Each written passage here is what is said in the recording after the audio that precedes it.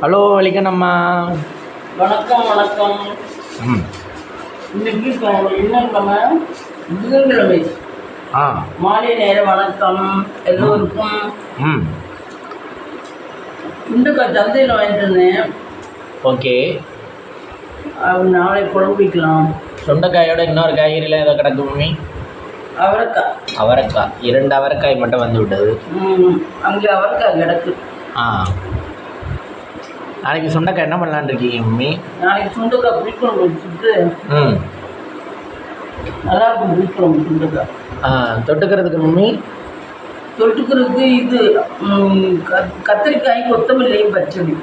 ஓ, கூட்டு மாதிரி. நம்ம பொங்கலுக்கு வைப்போம்னா. ஆமாம் ஆமாம், அந்த மாதிரி. அது நல்லா இனிப்பாக இருக்கு மம்மி. அது உங்களுக்கு வைக்க யார் மம்மி சொல்லி கொடுத்தா? ஆயா. ஆயா. கத்திரிக்காய் கொத்தமல்லி கொஞ்சம் பருப்பு போட்டு புளி ஊற்றி வைக்கணும். அப்படி வச்சா நல்ல டேஸ்டாக இருக்கும். அது எதுக்கு மம்மி சாப்பிடலாம்? தயிர் சாதத்துக்கு எல்லாத்துக்கும் சாப்பிடலாம். குழம்பு சாதத்துக்கு அண்ணா நல்லா இருக்காது இல்லை? நல்லா தான். நல்லா தான் இருக்குமா? கருணக்கிழங்கு வாங்கணும். இப்படி தான் இல்லை கருணக்கிழங்கு மசியல் பண்ணணும் ஒரு நாள். நீங்கள் வாங்கவே இல்லையா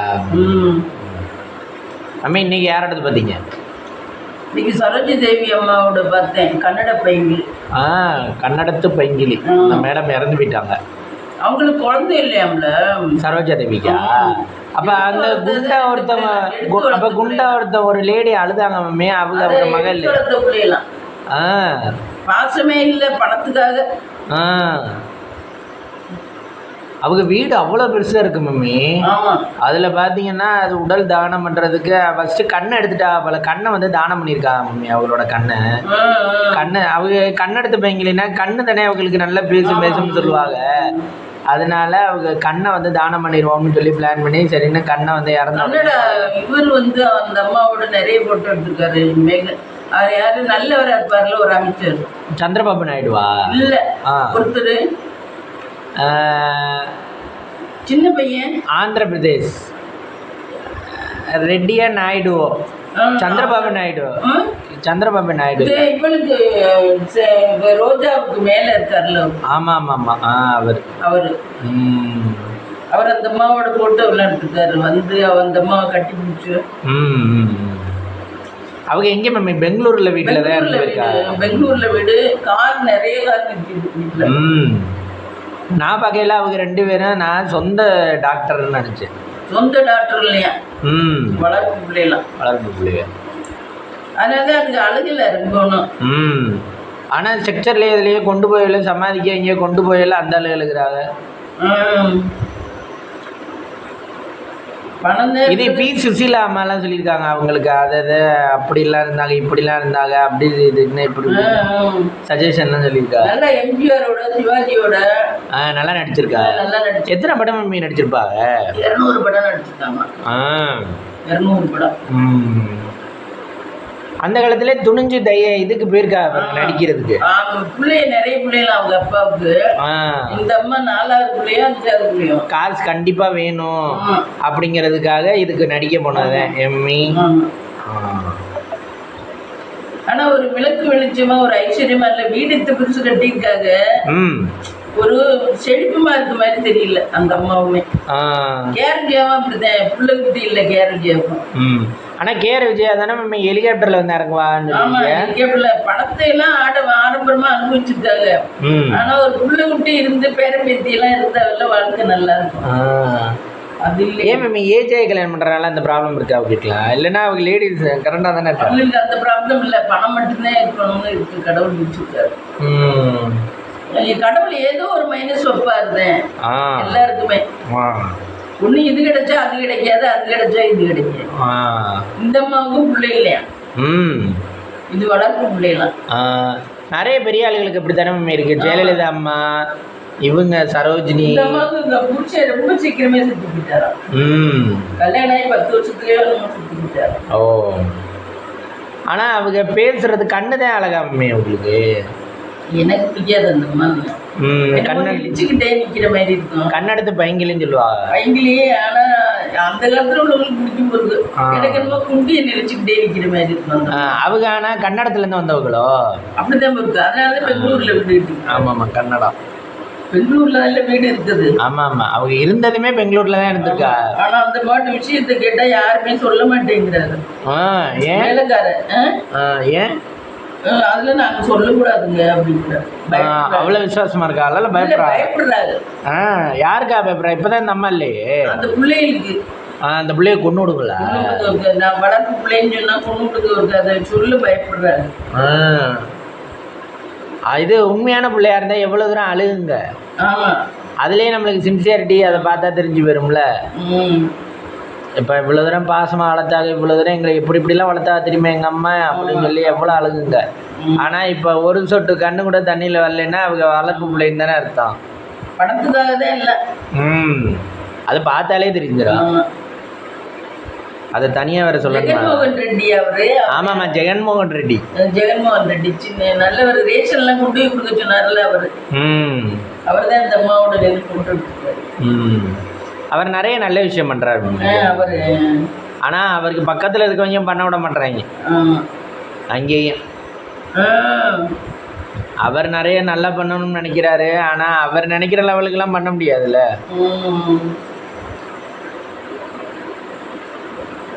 மக்களுக்கான ஆட்சினா மக்கள் விரும்புகிற மாதிரி இருக்கணும் ஆட்சி. அதை விட்டுவிட்டு நம்ம ஊர்லலாம் இப்போ இந்த இதில் சொன்னாங்க ரேஷன் கடையிலலாம் பொருளை கொண்டாந்து தருவோம் வீட்டுக்கு, ஊழியர்களை வச்சு நாங்கள் கொண்டாந்து தர்றோம், அவங்களுக்கு சம்பளம் கொடுத்து அங்கே தான் உட்கார வச்சுருக்கோம் அப்படின்னாங்க. அது எல்லாம் ஸ்ட்ரைக் பண்ணி ஏங்க நாங்கள் கவர்மெண்ட் வேலை பார்க்குறோம், நாங்கள் போய் வீடு வீடாக கொடுக்க முடியுமா? நாங்கள் வீடு வீடெல்லாம் போய் கொடுக்க முடியாது. இதெல்லாம் நீங்கள் இந்த திட்டத்தெல்லாம் நிறுத்தி வைங்க அப்படி சொல்லிடுச்சுங்களா? நீங்கள் இந்த திட்டத்தெல்லாம் நிறுத்தி வைங்க அப்புறம் பார்த்துக்கலாம் அப்படின்னு சொல்லிட்டு இப்போ அது கடையில் வந்துக்கிட்டு அதுக்கு ஜம்மம் பண்ணுறது. இதுவே வீடு வீடு வந்தால் நம்ம இந்த கோயிலில் இந்த கதை சாத்திட்டு போங்க அப்படின்னு சொல்லலாம். அதுக மட்டும் ஜம்மம் இல்லை, ஒன்றும் இல்லாததுகளே ரொம்ப ஜம்மம் பண்ணுதுங்க. ஒன்றும் இல்லை, நாளைக்கு குடிக்க கஞ்சி இல்லை, அதுகளே அந்த ஜம்மம் பண்ணுதுங்க. அதுக பண்ணுறதுக்கு என்ன? ஆமாம் உலகம் ரொம்ப கெட்டு போச்சு. குடிக்க நாளைக்கு கஞ்சி இல்லை, நாளைக்கு ஏதாவது வேலை மண்ணு வெட்டுதான் சம்பாதிக்கணும் அப்படிங்கிறவங்க கூட திமிருதான் பண்ணுறேன். ஆமாம் எதுவும் யோசிக்கல. இதுகளே பாவம்னே சொல்லக்கூடாது. நல்லா ஆழ்ந்து யோசிச்சாதான் நல்ல தீர்வு கிடைக்கும். ஆமாம் அதுக்கு இந்த ஓரளவு ரிச்சா இருக்கிறது பரவாயில்ல. அவங்களே பரவாயில்ல, அவங்கெல்லாம் ரொம்ப திமிரு பண்ணல. அவங்க உயிரை நம்பி ஒரு உயிருக்காக பயப்படுறாங்க. நம்ம ரொம்ப அக்கிரமம் பண்ணோம்னா நமக்கு எந்த நேரம் என்ன ஆகுமோ அப்படிங்கிற ஒரு பயமாவது இருக்கு பணக்காரர்களுக்கு. இல்ல திடீர்னு வண்டியில போறோம், கார்ல போறோம், ஆமா அப்படின்ற அந்த ஃபியர் இருக்கும். எனக்கு என்னமோ வசதி இல்லாதவங்கள ரொம்ப பிடிக்காதுன்னா அதுக்கு நடந்துக்கிறவங்க தான் அப்படி இருக்கு. ரொம்ப திமுறா, ரொம்ப ஹார்டா. ஆமா ரொம்ப புரட்டுத்தனமா நடந்துக்குது. இப்ப படிக்காதவங்க இந்த மாதிரி ஏமே இப்ப படிக்காதவங்கள்ட்ட போய் கொஞ்சம் தள்ளி நில்லுங்க அப்படின்னா, ஏன் அங்கிட்டு சுற்றி வந்து நில்லுங்க அப்படின்றாங்க. ஏங்க கொஞ்சம் தள்ளி தான் நின்னா என்னங்க அப்படிங்கிறது. ஒன்றும் இல்லை, இந்த இவளுக்கு பையன் இறந்து போயிட்டேன் பக்கத்தில். ஆமாம் வெளியே வந்துட்டா. இன்னைக்கு அவள் மக வெளியே வந்துட்டா, அவள் வந்துட்டா, வெளியே வந்து 2 நாள் தான் அவனை தூக்கி போட்டாச்சு.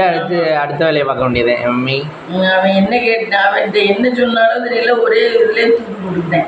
ஒரு வார்த்தை சொன்னா இருந்தா என்ன நேரம் ஊரே கிளப்பியிருப்பாரு. அவளே கிளப்பியிருப்பா. ஆச்சி பையன் எப்படி பண்ணிக்கிட்டானா, ஆச்சி பையன் எப்படி பண்ணிக்கிட்டானா அப்படின்னு. இங்கேருந்து 8ஆம் டேபிளில் நம்ம போய் நின்றுக்கிட்டு இருப்போம். இப்படியாமே ஏங்க உங்களுக்கு யாருங்க சொன்னது? அந்த குட்டையா இருக்குல்ல, அது பேசவே பயப்படுறா, கொன்னுடுவா அப்படின்னு பயப்படுறா. சண்டை என்ன சண்டை அவங்க அந்த பயலுக்கு கொண்டு இருந்தா கூட யாரும் சொல்ல மாட்டாங்க. அப்படி இருக்கு நிலைமை. சும்மா யதார்த்தமா இருக்கிறவங்கள அவங்க ஒண்ணுமே பண்ணலைன்னா கூட அவங்களை கொண்டு விட்டாங்கன்னு சொல்லுவாங்க. அது என்ன காரணம் மம்மி? அந்த பையன் இருந்தது லவ் தானே? அதெல்லாம் சொல்லவே மாட்டேங்கிறாரு, யாருமே சொல்ல மாட்டேங்கிறாரு. கமலம் கூட தெரிஞ்சவ கூட அவங்க கூட சொல்ல மாட்டேங்கிறா, பொத்திக்கிட்டு இருக்கா. அவ கொண்டு விடுவான்னு. அப்ப அந்த அளவுக்கு பயப்படுறா வர்றாங்க. என்ன இருந்தாலும் கடவுள்னு ஒருத்தர் இருக்காருல்ல, கடவுளுக்கு தெரியாதா என்ன? அதே என்ன நடந்துச்சு பயப்படலாம், என்ன இவ அக்கிரமம் பண்றான்னு. ஆனா கடவுள் பயப்பட மாட்டாரு. ஆனா என்ன நடந்துச்சுன்னு கடவுளுக்கு தெரியாதா? கடவுளுக்கு தெரியும்ல. வந்து வீட்டுக்கிட்ட தமிழ் இருந்தாவது அவளை பார்த்து மக்கள் எல்லாம் பயப்படுவாங்க. அழப்பாந்தியார் மக தமிழை பார்த்து பயப்படுவாங்க அவளை. இப்ப அவ எப்படி கிடக்குறா? எலும்பு தோலுமா, அப்பா செத்து போய் என்ன எலும்பு தோலுமா இப்ப எப்படி கிடக்குறா அவ? அதே மாதிரிதான் இவளும் கதவை டப்பு டப்புன்னு சாத்துவா. என்ன திமுரு ஆளுக நிக்கல. ஆமா, அப்பதான் அவங்கள அடிச்ச மாதிரி ஒரு தோணல் வரும் அவங்களுக்கு அப்படின்னு. ஆனா யோசிச்சு பாருங்க மம்மி, நம்ம ஒரு நாள் அந்த மாதிரி டெஸ்ட் பண்ணி பார்த்தா தெரியும்ல, யாராவது ஆள் நின்றுட்டு இருக்கல படர்னு சாத்தி. நமக்கெல்லாம் அந்த மாதிரிலாம் பண்ணவே வராது, எனக்கெல்லாம் மனசு வராது. நீங்க அந்த மாதிரி சாத்தினது இல்லையா மம்மி? ஆளுங்க நின்றுட்டு இருக்கல பொறுமையா சாத்தணும். எனக்கு கோவம் வந்தா கூட எனக்குள்ளதான் நான் வச்சுப்பேன், அப்படியே அடுத்தவங்கள்ட்ட அதை காட்ட மாட்டேன். நான் அந்த மாதிரியே கேரக்டர் தான். கோவம் வந்துச்சுன்னா கூட எனக்குள்ளேதான் என்னை அது வருத்திக்குவேனே தவிர அடுத்தவங்கள்ட்ட காட்ட மாட்டேன். ஒரு சிலர் அப்படிதான் மம்மி, தன்னை தான் வருத்திக்குவா. ஆமா, இப்ப நான்லாம் ரொம்ப டென்ஷன் ஆகி வேற ஏதாவது மனசு ஒரு இதுவா இருந்துச்சுன்னா, கஷ்டமா இருந்துச்சுன்னு வச்சுங்க, எனக்கு தான் வேர்க்கும்.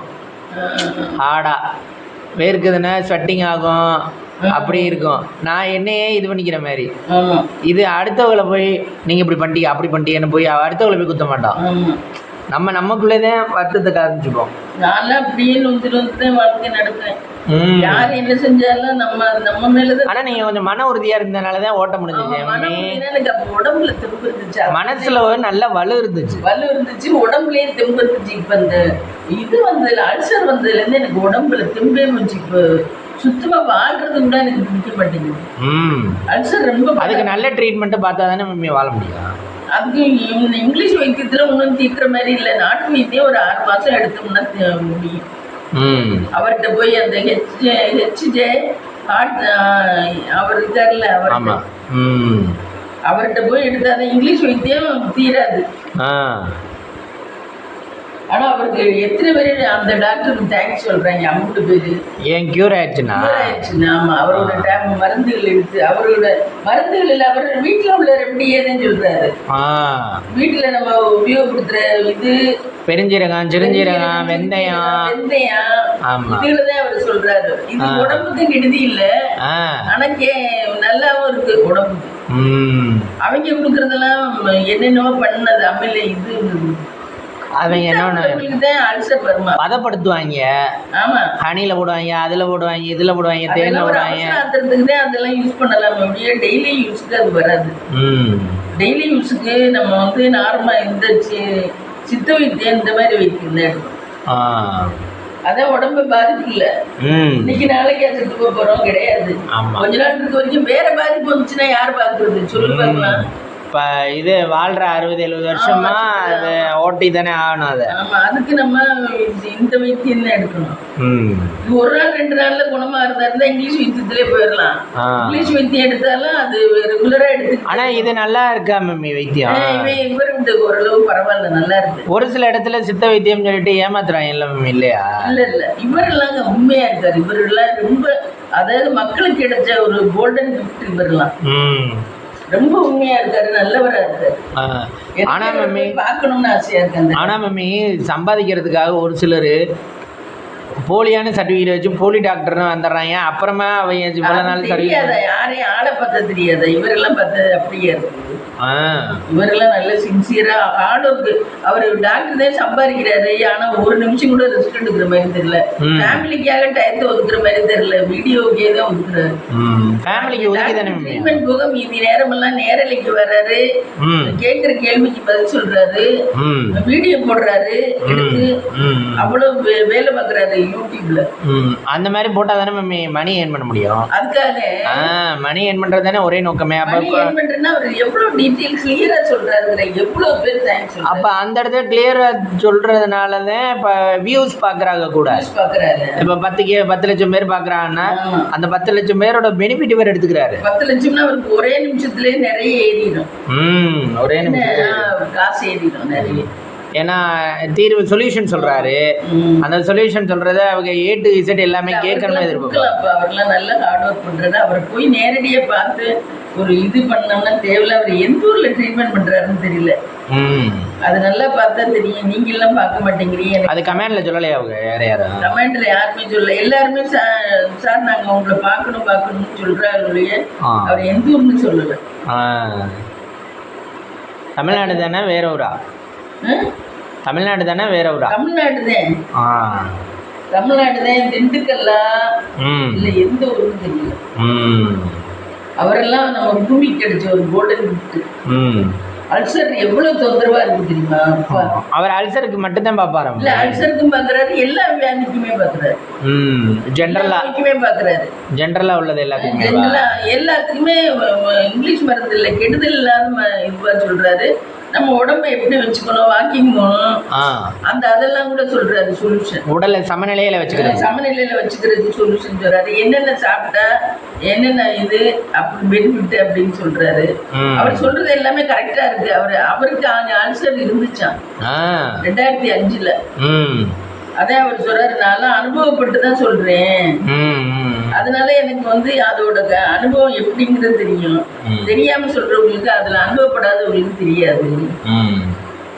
இப்ப அல்சருங்கிறது மம்மி நாள்பட்ட புண்ணுதான் அல்சரா? ஆமா. அந்த புண்ணு அப்படியே இருந்துகிட்டே இருக்குமா வயிற்றுல? அந்த புண்ணு வெளியில புண்ணா இருந்தா நமக்கு மருந்து மாத்திரை போட்டு போயிடும், காஞ்சிடும். உள்ளுக்கு உள்ள புண்ணு காயாது. அது நம்ம காரம் எல்லாம் மேற்கொண்டு சாப்பிடல. அந்த புண்ணுல போய் காரம் படையில தான் நமக்கு ரொம்ப அப்படி பெப்டிக் ஆயிடுது அல்சர். இல்ல மம்மி, இப்ப காலையில எழுந்திரிக்கிறோம், காலையில நார்மலா இருக்கு உடம்பு, வயிறு நார்மலா இருக்குன்னா அப்ப அந்த இடத்துல புண்ணு சத்தம் போடாம அமைதியா தானே இருக்கு. அதுவே கொஞ்ச நேரம் கழிச்சு அதுவா எப்படி எழுந்துருச்சு? இல்ல, நைட்டு தூங்குனதுல அமிலத்தன்மை எல்லாமே, அமிலம் ஆசிட் தான் மெயினா இதாகி ரொட்டேஷன் ஆகுது. மேல எந்திரிச்சு வர்றதுதான் மெயினா அல்சர். அதுவே உள்ள வேகிறதுக்கு காரணம். நம்ம எதுவும் கொடுக்காட்டி கூட உடல் வேகிறதுக்கு காரணம் அந்த ஆசிட் வெளியே எந்திரிச்சு வர்றது. இப்போ அது சுற்றிக்கிட்டே இருக்கும் போல். சுற்றிக்கிட்டே இருக்கையில் இந்த புண்ணு இருக்கனால இந்த புண்ணில் போய் படையில வலிச்சு நம்மளுக்கு டிஸ்டர்ப் பண்ணுது. நமக்கு ஆக்சிட் தான் அந்த இதாகணும், வெளியே போகணும். வெளியே போணுச்சுன்னா தான் நமக்கு ஆக்சிட் இதுவாக வெளியில போணுச்சுன்னா நமக்கு அல்சர் ஒன்றும் பண்ணாது. ஒருத்தர் கேட்டிருக்காரு, எனக்கு யூரின் ரொம்ப ஹீட்டாக போகுது அல்சர்னால அப்படின்னு. ரொம்ப கொதிக்கிற மாதிரி போகுது. அல்சர்னால அந்த மாதிரி போகுமா யூரின்? அவர் சொல்றாரு அப்படி போகாது, என்னமோ சொல்றீங்க, என்னன்னு தெரியல அப்படின்னாரு. அவரும் சந்தேகத்தில் சொல்லிட்டாரு. நீங்க யார்கிட்டயாவது அவரை என்கிட்ட வாங்கன்னு சொல்லல, யார்கிட்டயாவது இங்க இருக்க டாக்டர்கிட்ட சித்த வைத்தியத்துல கேட்டுங்க, பக்கத்துல உள்ளவங்கிட்ட. சித்த வைத்தியம் இப்போ எல்லா ஊர்லயுமே இருக்குமா? இருக்கு, ஒரு கவர்மெண்ட் ஹாஸ்பிட்டல்ல இருக்கு. எல்லா கவர்மெண்ட் ஹாஸ்பிட்டல் தனிப்பிரிவே இருக்கு. ஆமா. ஆனா இது எல்லாரும் இங்கிலீஷ் மருந்துக்கு தான் போறாங்க ஜிஹெச்ல, அப்படித்தானே? இங்கிலீஷ் மருந்துக்கு தான் நிறைய பேர் போறாங்க. 1-2 பேர் தான் போறாங்க சித்தாவுக்கு. ஆமா. ஆனா இவங்க இங்கே கொடுக்கறதெல்லாம் ஒன்றும் இல்லை, இல்லாம கொடுக்குறாங்க சித்தா மருந்தா. டாக்டரே வரதில்லை, டாக்டருக்கு அசிஸ்டண்டா இருக்குமே ஒருத்தனே கொடுக்குறேன். டாக்டரே வரதில்லை உட்காந்து சித்தா. ஆனா அவருக்கு போஸ்டிங், ஆனா அவன் சம்பளம் மட்டும் வாங்கிக்குமே, அவருக்கு வரதே இல்லை. ஆமா, எனக்கு ஏதாவது ஒரு நாள் சத்த நேரம் வந்துட்டு போவேன். இந்த பேரச்சில்னா ஈவோ அப்படிதான் வராது. ஈவோ எந்த ஈவோவுமே வர்றதில்லை. என்னைக்காவது ஒரு நாள் ஏதோ போடுறாங்க இவங்களுக்கு. இல்லை, அதுக்கு அவங்க இன்ஜினியர் படிச்சுட்டு தானே வராங்க. இன்ஜினியர் படிச்சுட்டு இவ்வளோ தூரம் கஷ்டப்பட்டு கவர்மெண்ட் வேலைன்னா சும்மா அதை கொடுக்குறாங்க. எவனா இருந்தாலும் அவ்வளோ கஷ்டப்பட்டு தான் கொடுக்குறாங்க. அதனால வேலை கிடைச்ச உடனே நம்ம சௌரியமாக இருப்போம். ஆமாம், சௌரியமாக இருக்கிறீங்க அப்படின்னு இருக்கா? அப்படிலாம் சௌரியமாக இருந்தானே நாடு எடுத்துக்காரு. வேலூராட்சியில் பாருங்க ஃப்ரெண்ட்ஸு, எப்போ கொடுத்தது வீட்டு வெளியிடாச்சு இன்னும் போடாமல் இருக்காங்க நிறைய பேருக்கு. நம்மளே அவ்வளோ தூரம் மனு எழுதி கொடுத்து கேட்க வேண்டியதாக. மனு எழுதி கொடுக்குற அன்னைக்கு எவ்வளோ கஷ்டப்பட்டாங்க. ஆமாம், பத்திரத்தை கொண்டு வாங்கன்னாங்க. சரி, பத்திரத்தை கொண்டே கொடுத்தோம். அப்புறம் ரப்பர் ஸ்டாம்ப் ஓட்டிட்டு வாங்கன்னாங்க. ரப்பர் ஸ்டாம்புன்னா அங்கே கடைக்கு ஸ்டாம்புக்கு போனால் அங்கே கடையில் இல்லை, அவங்க இந்த ₹1 ரெவன்யூ ஸ்டாம்பா ரப்பர் ஸ்டாம்பான்னு கேட்குறாங்க. சரின்னு அங்கே போய் இந்த மாதிரி காமிச்சு ரப்பர் ஸ்டாம்ப் வாங்கிட்டு தான் ஒட்டி கொடுத்தா அவங்க இன்ஃபர்மேஷனே இல்லை எம்எம்இ. அப்புறம் நம்ம ஒரு மாதம் கழித்து ஃபோன் பண்ணி கேட்டால், நீங்கள் கொடுத்ததில் இது இருக்குது, குறை இருக்குது, திரும்ப கொடுங்க அப்படின்ட்டு. எப்படி மம்மி இருக்கு? அவ்வளோ சிறப்பா வேலை பார்க்குறாங்க பேரூராட்சிலாம். வாங்கி அன்னைக்கு கபக்குன்னு வச்சுக்கிட்டு இப்போ திரும்ப அது இல்லை இது இல்லை அந்த தகவலும் சொல்லலை மம்மி. ஆமாம், ஃபோன் பண்ணியும் சொல்லலை. நானும் அப்புறம் கிளர்க் நம்பர் அவர் தந்தார், ஈஓ தந்தார். ஈஓட்டு ஃபோன் பண்ணி கேட்டப்போ கிளர்க் நம்பர் தந்தார். தந்ததுக்கப்புறம் கிளர்க்கிட்ட கேட்டேன், நீங்கள் இந்த இது வேணும், பில்டிங் பர்மிஷன் கொடுத்தது வேணும் அப்படின்னாரு. சரிங்க, அது சாஃப்ட் காப்பி அனுப்புனாலும் ஒத்துக்க மாட்டாங்க. சாஃப்ட் காப்பி அனுப்புனாலும் ஒத்துக்க மாட்டேங்க. வீட்டு வரைக்கும் போன சனிக்கிழமை நிறைய வேலை இருக்கு. வீட்டு வரைக்கும் நிறைய பாட்டு கொடுத்துறாங்க. ஆமாம், என்ன அவங்களுக்கு போடுறங்கிற சட்டம் இல்லையா? வீட்டு வரியெல்லாம் இன்கம் தானே. அதுதான் மம்மி நான் கேட்குறேன். இப்போ வீடுன்னு இப்போ ஒரு வீடு இப்போ எப்படின்னா ஒரு இடத்துல இப்போ நம்ம நிறைய பணம் வருது ஒரு கப்புன்னா. இல்லை மம்மி, இப்போ நம்ம தெருவில் ஒரு வீடு கட்டிக்கிட்டு இருக்காங்க. அதை வந்து பேரூராட்சியில் ஒருத்தர் பார்த்துட்டு போயிட்டாருன்னு வச்சுங்க. வீடு கட்டி முடிச்ச உடனே அவர் வந்து என்ன பண்ணணும், ஒரு வாரத்துலேயோ ஒரு மாதத்துலேயோ வீட்டு வரி போடணும் அப்படின்னு வந்து கேட்கணும்ல அவரா. ஆனால் இவங்க என்னன்னா நீங்கள் கொண்டாந்து கொடுத்தாதான் நாங்கள் போடுவோம் அப்படின்றாங்க. அது கூட லஞ்சம் கொடுக்கணுமோ அப்படின்னு நினச்சேன் நான். ஆனால் நல்ல வேலைக்கு வந்து அளந்துட்டு போயிட்டாங்க. ஒரு நாள் அளந்ததுக்குமே நம்ம ஃபோன் பண்ணி கேட்ட கூட தானே திங்கக்கிழமை வந்து அளக்குறோம்னாரு. அப்படித்தானே? இல்லைன்னா அவங்க இன்னும் இல்லை 102 ஃபோன் போட்டிருக்காங்க. இல்லை மம்மி, அவங்க இல்லைன்னு வச்சுங்க, நம்ம ஃபோன் பண்ணி கேட்கலன்னு வச்சுங்க, இந்த வாரம் இல்லை இன்னும் 100 வாரம் ஆனாலும் நீங்கள் கொடுத்தீங்களான்னு கேட்பாங்க டாக்குமெண்ட்.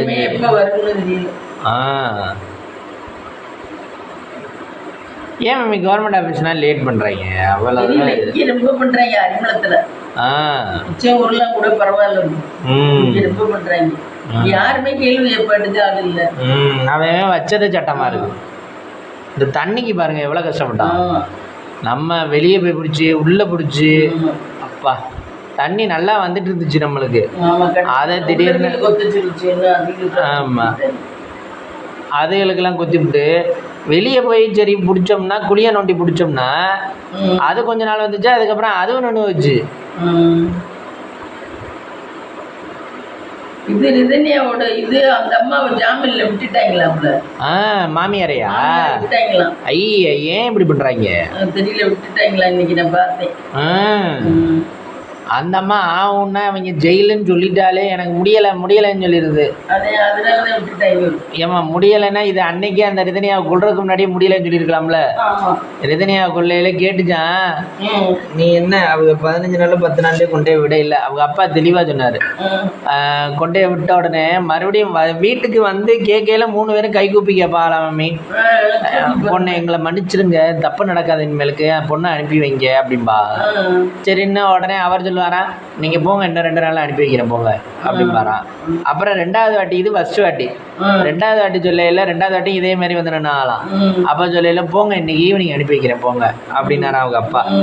அப்புறம் பார்த்தா அந்த கண்ணுட்ட சொன்னாராம் இவங்க அப்பா, நீ விருப்பம்னா போமா, இல்லைன்னா இங்கேயே இருமா பார்த்துக்கலாம் அப்படின்னாரா. உடனே அது வந்து சரிப்பா நான் போறேன்ப்பா அப்படின்னு சொல்லிட்டு தான் போனுச்சான்.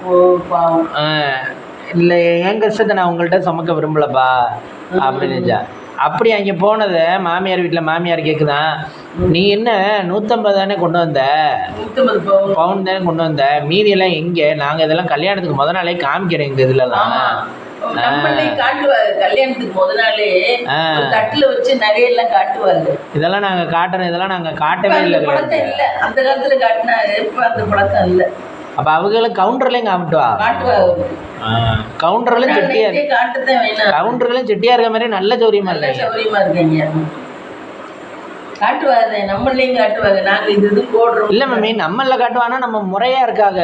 இப்ப வீடு வந்து நம்மளுக்கு இங்க எல்லாம் முறையா தான் இருப்பாங்க. நீ என்ன ஆம்பளை எல்லாம் நல்லா சம்பாதிச்சுவாங்க. இல்ல மம்மி, சம்பாதிக்கிறது மட்டும் இல்ல, இப்ப பூர்வீகம்னு இருக்காதுல்ல. பூர்வீகம் இருக்குன்னு நினைக்கிறேன் அவங்களுக்கு. இப்போ பூர்வீகம்னா இப்போ எப்படி சொல்கிறேன் மம்மி, நம்மளுக்குன்னா கானாடு காத்தானில் போனீங்கன்னா இந்த வீடு வந்து வெள்ளச்சி வீடுனா இந்த வீடு எங்கள் வீடு அப்படின்னு சொல்கிறாங்க. இது பூர்வீகம். இப்போ அமெரிக்காவில் இருந்தாலும் அவங்களுக்கு அது இருக்காது. அந்த பூர்வீகம் இருக்காதுன்னு சொல்கிறேன் அவங்களுக்கு. ஆனால் நல்ல பேரூரா நல்லா இருப்பாங்க.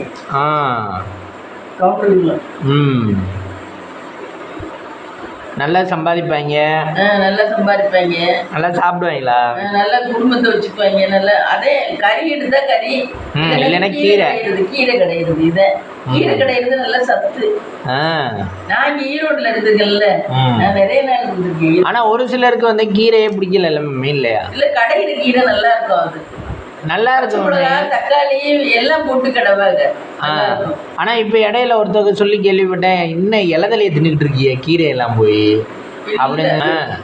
கீரை வந்து சத்துள்ள ஒரு இந்த மட்டனுக்கு அடுத்து ருசியானது கீரை தான். டேஸ்டா இருக்கும். முளைக்கீரை எதா இருந்தாலும் சரி, மட்டனுக்கு அடுத்து டேஸ்டானது கீரை தான். பொன்னாங்கண்ணி கீரை, பொன்னாங்கண்ணி கீரை எல்லாம் நல்ல டேஸ்டா இருக்கும். அதுவும் சிவப்பு பொன்னாங்கண்ணி சூப்பர் டேஸ்டா இருக்கும். ஆமா. ஆனா எல்லா கீரையுமே சுருங்கி போயிடும் சமைச்சுக்கிட்டு இருக்கு. என்ன கீரை என்ன தெரியுமா, ஆயிரத்துக்கு நேரம் ஆகும், நறுக்கிறதுக்கு நேரம் ஆகும், கழுவ நேரம். சரி மேம், இப்ப சீக்கிரம் சமைச்சிடலாம். அதை ஆஞ்சே கொடுத்தா என்ன? ஆஞ்சி கொடுத்தா அவங்க கட்டுறதே கஷ்டப்பட்டு கட்டிட்டு வருவாங்க. அவங்களும் மனுஷன் தானே, நம்ம பார்த்தா எல்லாருக்கும் தான் கஷ்டமா இருக்கு.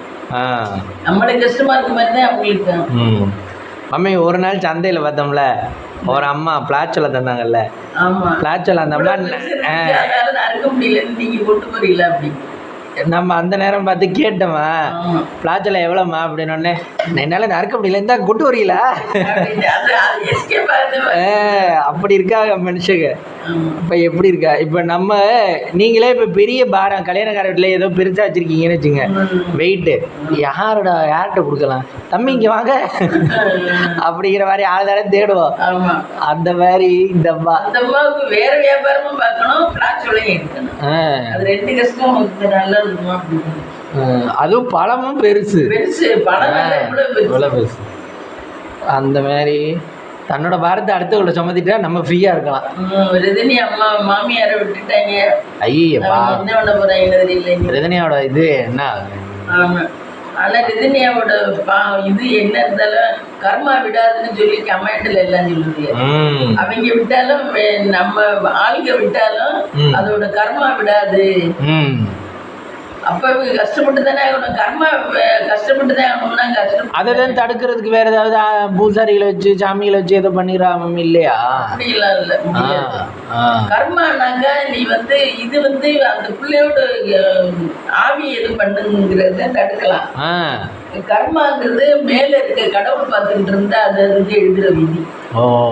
அது வந்து அது யார் மம்மி, அது இந்த ஜென்மத்துல யார் பண்ண போறா? அடுத்த ஜென்மத்துல யாரு இங்கே பிறக்கிறாளே எப்படி பிறக்கிறாளே. இப்ப நம்ம சொல்றோம், இப்போ ஒருத்தர் கஷ்டப்பட்டுக்கிட்டு இருக்கான்னு வச்சுங்க, நீ போன ஜென்மத்தில் என்ன பாவம் பண்ணிட்டு வந்தியோ அதான் இந்த ஜென்மத்தில் இப்படி அனுபவிக்கிற அப்படி நான் சொல்லுவான். நீ உழைக்கலடா, நீ வேலை பார்க்கலடா, நீ தப்பா இருக்கடா அப்படின்னு தான் சொல்லுவான். நீ போன ஜென்மத்தில் என்ன பண்ணிட்டு வந்தியோ அதனால தான் இப்படி அனுபவிக்கிறேன்னு யாரும் சொல்லுவோமா? யாரும் சொல்ல மாட்டான். இப்போ நல்லா இருக்கேன்னா அவனையும் சொல்லுவோமா, நீ போன ஜென்மத்தில் எதோ இது பண்ணியிருக்கியா அதே இந்த ஜென்மத்தில் நல்லா இருக்கிய அப்படின்னு சொல்ல மாட்டான். இந்த பிள்ளையோட ஆவி எதுவும் பண்ணுச்சுனாக்கா அது இந்த ஜென்மத்துல இப்பவே நடக்கும். விட்டு அதை வந்து என்ன பண்ணதோ தெரியாது. கர்மாங்கிறது கடவுள் மேல இருந்து இவங்க என்னென்ன பண்ணான்னு பார்த்துக்கிட்டே இருந்து அதுக்கு கணக்கு போடுறதே கர்மா. கூட்டல் கழித்தல், கடவுளுடன் கூட்டல் கழித்தல். யாரு என்ன பண்றதே கடவுள் பார்த்துக்கிட்டு தான் இருப்பாரு, யாரா இருந்தாலும். அதனால கடவுள் ஒருத்தர் இருக்காருங்கிறத மனசுல வச்சுக்கிட்டு எல்லாரும் செயல்படணும். ஆனா யாருமே அது செயல்படுறது இல்லை. அந்தந்த நேரம் என்னென்ன தோணுதோ அதை பண்ணிட்டு போறாரு. அதுவும் இந்த ஜனங்க இருக்கு, எங்க இருக்கு ஜனங்க வாடாவதி ரப்புறம் அங்க கூட. ஆமா, ரப்புறம் அங்க கூட. சோத்துக்கு வழி இல்லைனாலும் குடிக்கிறது வெறும் கஞ்சிதான். ஒண்ணு டேஸ்டா சாப்பிடுறது இல்ல. அது எப்படி ஒரு ஆளை பார்த்து எல்லாருக்கும் வருதா தெரியல, எல்லாமே அப்படிதான் இருக்குது திமிரா. அதான் சொல்றேன், எல்லாருமே இந்த தெருல என்ன எடுத்துக்கிட்டா 10 பேருமே திமிராவே இருக்கு. ஆனா எப்படி ஒரு ஆள் பண்றத பார்த்து அங்கேயெல்லாம் நல்லா இருப்பாங்க, கொஞ்சம் சாந்தமா இருப்பாங்க, நல்லா இருப்பாங்க. இப்ப அவங்க எப்படின்னா அவங்களும் வாழட்டும் நம்மளும் வாழட்டும் அப்படின்னு நினைப்பாங்க. இப்ப இங்க இருக்கவங்க பேசுவாங்க என்னடா அதுக்கு வசதியா இருக்குல்ல, பார்த்தா பிடிக்கல இங்க இருக்குது இதுகளுக்கு. அவங்க நல்ல வசதியாகலாம் இருக்காங்க, அவங்க என்னத்தை பேச்சு என்னத்தை பண்றோம் அப்படின்னு அவங்களுக்கு மதிப்பு கொடுக்கப்படாதுன்னு ஒரு குமுறு அலையுது.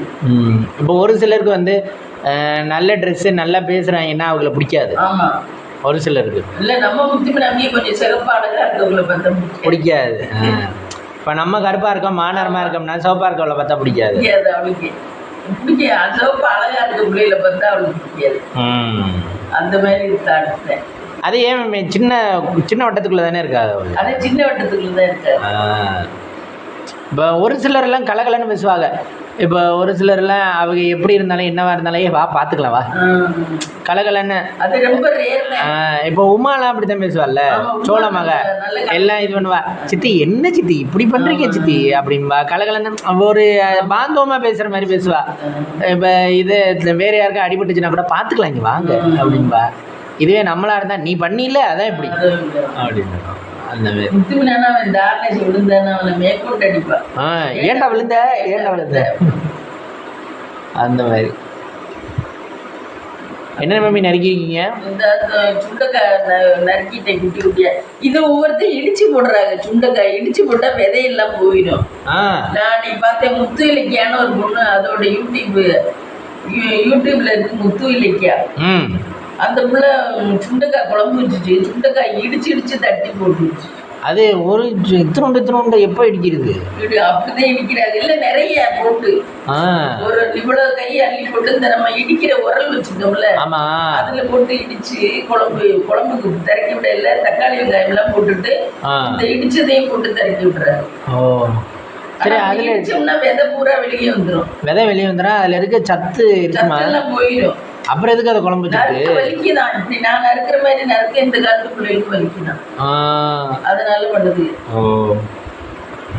எல்லாம் வலிக்காது, எல்லாம் வலிக்குது. இந்த காலத்து பிள்ளைகளே அப்படிதான். ஆனா ஒரு சில பிள்ளைய நல்லா பண்ணுதுங்க, பாந்தமா வேலை ஆகுது. ஆமா, பாந்தமா நைட்டு டின்னர் பொறுப்பா பார்க்குது. ஃப்ரெண்ட்ஸ், நைட்டுக்கு டின்னர் பார்த்தீங்கன்னா என்னென்னா சாதம் கொஞ்சம் இருக்குது, இட்லி, சட்னி இப்போ தான் அரைச்சேன், கொத்தமல்லி சட்னி. இந்த குழம்பு எப்படி இருக்குன்னு தெரியல, சூடு பண்ணிட்டேன், எப்படி இருக்குன்னு தெரியல. இட்லியும் சட்னி ஆமாம். இந்த வீடியோ பிடிச்சிருந்தா லைக் பண்ணுங்கள், ஷேர் பண்ணுங்கள், கமெண்ட் பண்ணுங்கள், சப்ஸ்கிரைப் பண்ணுங்கள்.